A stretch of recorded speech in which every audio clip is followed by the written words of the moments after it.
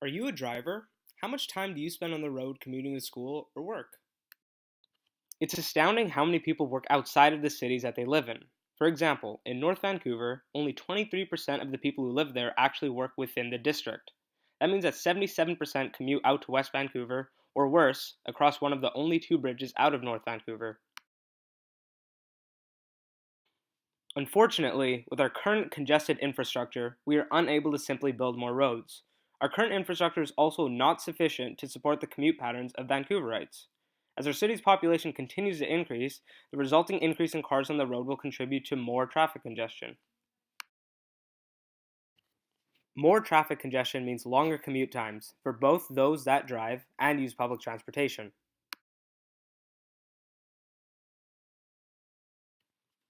The 2016 census, released by Statistics Canada, shows that commute times are increasing all across Metro Vancouver, including Vancouver, Burnaby, Richmond, and Surrey. In addition to the general increase in fatigue, longer commute times will increase the total amount of time spent with car engines running. This will result in higher carbon emissions, contributing to global warming through the greenhouse effect.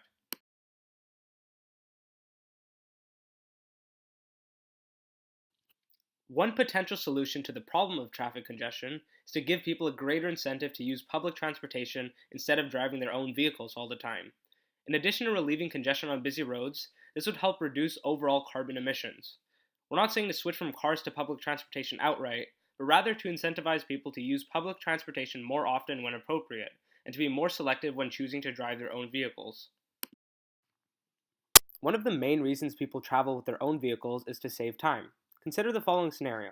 You're a recent Bachelor of Education graduate of UBC and got placed at a secondary school out in Surrey. You live in North Vancouver. You have to get to school by 8:30 in the morning. Driving there would take roughly 30 to 40 minutes. However, if you can't afford a car, you have to use public transportation.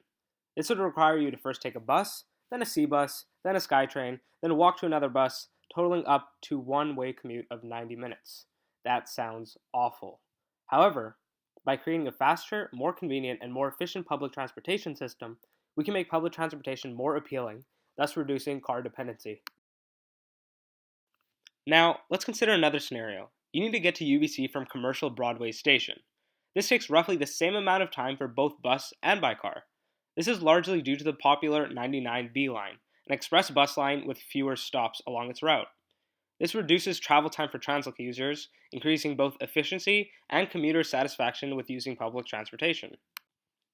Having more express bus lines running does in fact put more buses on the road, but it can help relieve the number of individually owned cars on the road by encouraging those drivers to instead use public transportation. This photo taken by the Cyclist Promoting Fund in Australia shows the amount of space required to transport the same number of passengers by car on the left, bus in the middle, and bicycle on the right. As you can see, cars take up a lot of space. However, if you were to pack all those people into one bus, that suddenly frees up a lot of road space. Having multiple express lines targeting different areas of popular interests, such as sports centers, shopping malls, parks, or museums all across Vancouver, would increase the number of areas accessible by public transportation, making it that much more appealing. Another way in which we could potentially reduce congestion is through the implementation of greater carbon taxes. Policies implemented by BC municipalities will increase taxes for oil companies, which will in turn result in increased hikes for fuel at gas stations.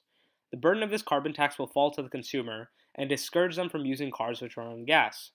The aim of the increase in taxes and other policies aren't aimed at abandoning the use of cars completely, but rather to stimulate people to use their cars less and only when completely necessary. The revenue which is earned from this carbon tax will then go towards, you guessed it, more funding for expanding our public transportation system. Because oil is finite, gas prices will continue to increase over time, and with that, the tax that accompanies them. This will work in a positive feedback loop, which increases funding and thereby the efficiency of public transportation, whilst also seeing a decrease in the amount of cars on the road over time, thereby decreasing the amount of congested roads, commute time, and overall carbon emissions. Another way to reduce traffic on busy roads is to charge people for the use of specific roads based on their levels of congestion. We can accomplish this by introducing a road pricing toll. This would help balance the network of roads that are used within the city. Further, the tax money earned from these tolls could help fund the expansion of our public transportation system. Over time, this may incentivize drivers to consider the use of the more efficient, cheaper, and more sustainable public transport alternatives.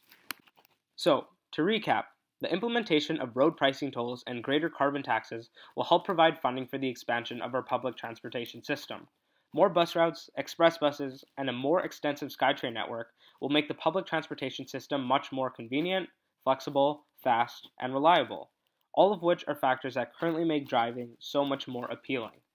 Over time, as drivers become more selective of their mode of transportation, traffic congestion will be relieved in many areas. Our objective here is not to force people to part ways with their cars entirely, but rather to encourage their use only when necessary.